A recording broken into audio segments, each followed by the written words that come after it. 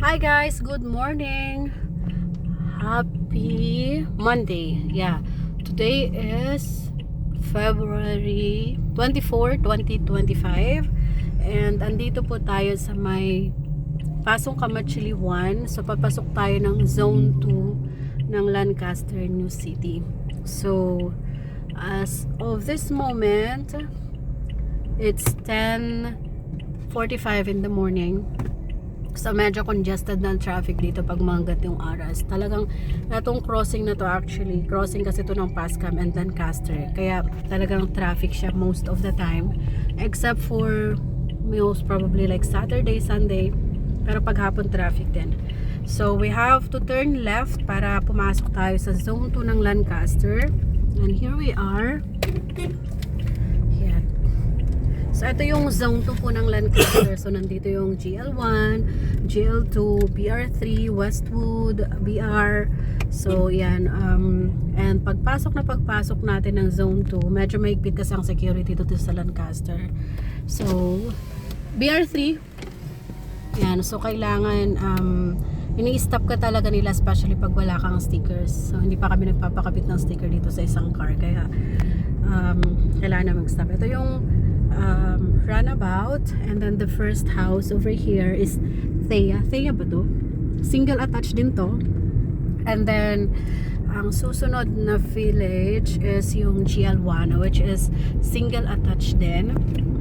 Then I'll just show you a glimpse. Ayan po mga GL1. And then next is BR3, which is taga dito tayo sa BR3, single attached houses din. So bawal dito, so we need to stop this. Yan, papasok na tayo ng guardhouse. So eto guys, nakapasok na tayo dito sa may BR3. So ang BR3 single attached unit houses din siya. Most likely 60% occupied na, bago pa lang, but we're living here now for like what, 5 years? Yeah, so we moved in here like 2020 December, so 2025 na ngayon, and marami na ring mga upgrades, marami na ring nagpa-updates ng bahay, nagpa-renovate. Yan, gaya nyan, this one of the houses. Ito siya. So ito po guys ang update dito sa may Brighton Phase 3. So kung sino man ang mga taga Brighton Phase 3, this is how it looks like currently. Ito po siya, ito po yung main road. I think, if I'm not mistaken, merong 1,000 houses dito. So yan yung mga ayan yung lalaki ng ng what do you call this, suha ba yan? Yung lalaking mga yan, so yan yung mga nagpa-upgrade dito ng mga houses. Yan, marami pa ring mga hindi occupied, as I've said earlier, probably like 60% occupied pa lang. But this is just like a quick tour around ng Brighton Phase 3. So ito yung isang corner lot. Look at this, it's very big. Ang laki ng lawn niya. Yan. Yan. Mga nagpapagawa pa lang, mga nagpapa-upgrade. So, karamihan kasi dito mga nagpapa-upgrade. And by the way guys, ang most likely, ang lot size dito sa BR3 is 80 square meter. And but meron din mga 100 square meter. Like yung sa amin, 100 square meter po siya. So yan, maraming, as you can see, maraming mga nagpapagawa, nagpapa-upgrade ng mga bahays, under construction. Yan, look at this. Yan, ganda ng kanyang pagkaka-renovate ng kanyang bahay, right? So parang mansion na siya. So pag ina-upgrade mo talaga yung bahay dito sa BR3, pina-upgrade mo siya, talagang malaki din. Look at that, kaya nito. Yan. So, and then we'll go to the other houses also para meron kayong idea kung taga BR3 kayo and then you're planning to renovate, especially yung mga OFWs na hindi pa nakakauwi. And then yan, para makita nyo kung anong possible. Look at this house. This is a corner lot. Ito guys, this is a corner lot house. Look, diba parang mansion siya, laki. Okay, so that's one of the corner houses andito sa BR3, renovated na.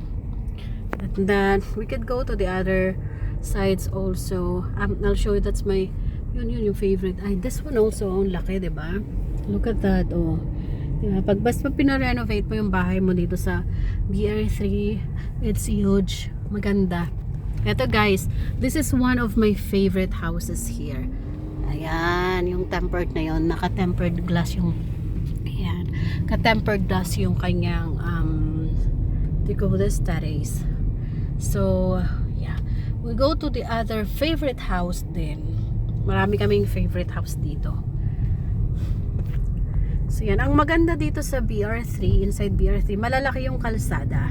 So, of course, each houses, they have their own parking at under renovation. Then, bawat bahay po dito, it has its own parking. But, of course, yung mga tao medyo tamad na magbukas ng gate, kaya usually nagpa-park na lang sa labas. So ito guys, ito for renovation na naman ginagawa. So ayan, we'll go to one of, nagpunta dun sa ano. Yan, so ito meron ding basketball court dito guys, park. But hindi pa siya ganong develop, pero like if you have kids, pagka afternoon time pwede rin. Pwede kayong spend time there. Yan. And then this other house also renovated na siya. Look, diba ang laki. So, and then eto na sa isang, yan, malalaki na rin ang houses, but especially pagka pina-renovate mo talaga. Oh, kaya yan, laki. And okay, this is one of my favorite houses here. This one, as you can see. O, oh, diba? Ang ganda. Look at that. Oh, diba? Ang ganda. Ang laki. So, pagka pina-renovate mo talaga siya at pinaayos mo. Although, of course, it's costly, pero it's worth naman. And then, we'll have to turn right. We'll show you the other houses na ni-renovate na rin dito.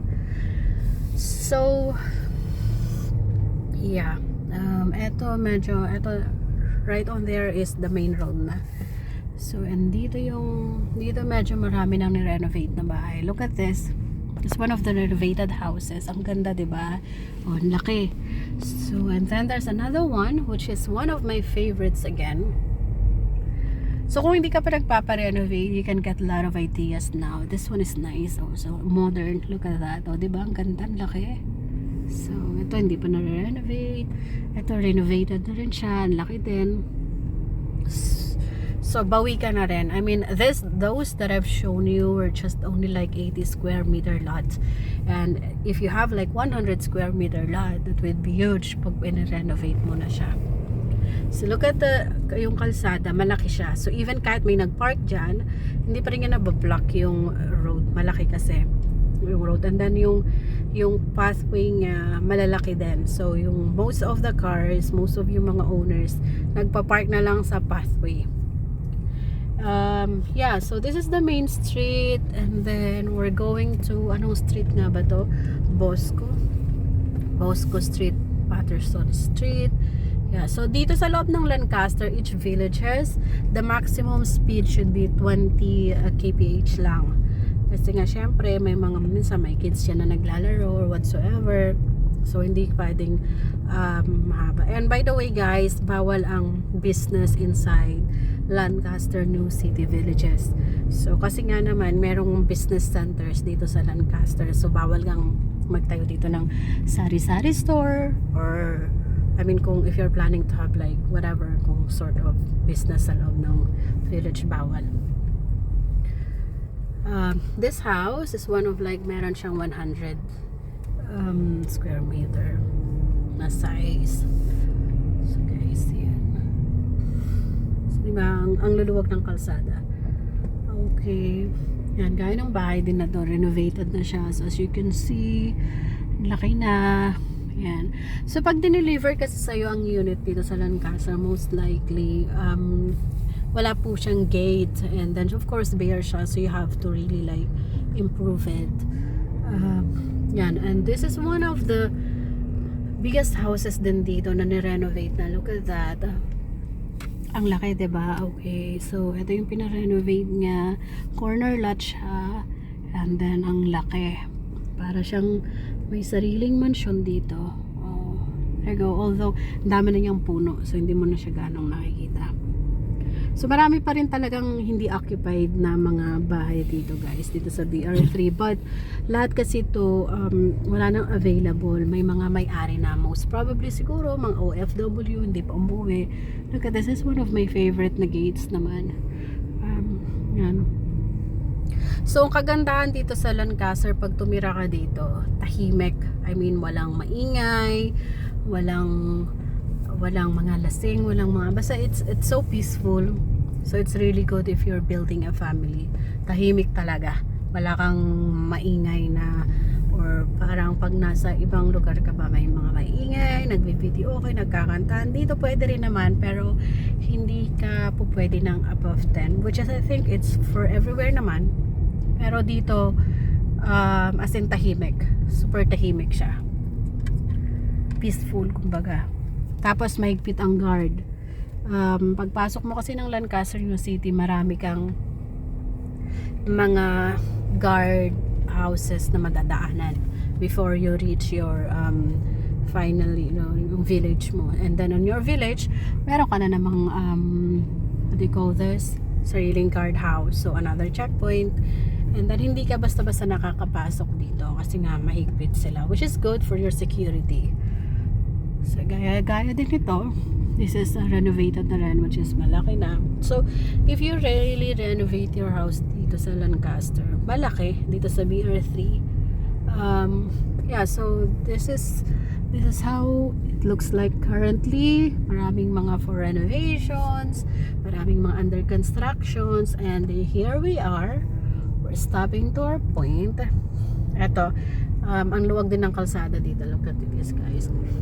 So dito kami sa street na to, that is for renovation, and this is a sample of like what do you call this, 100 square meter lot area. So yun, papasok tayo sa isang, so and then dito may mga sariling parks din. Kung baga, let's say ito isang park, there are areas na may mga sariling park dito. Yan, this is renovated din guys, ang laki. So again guys, today is February 24, 2025, and this is the newest update for Brighton Phase 3 here at Lancaster New City. So ito mga tayo guys, renovated, and these are only like 80 square meter pero ang lalaki.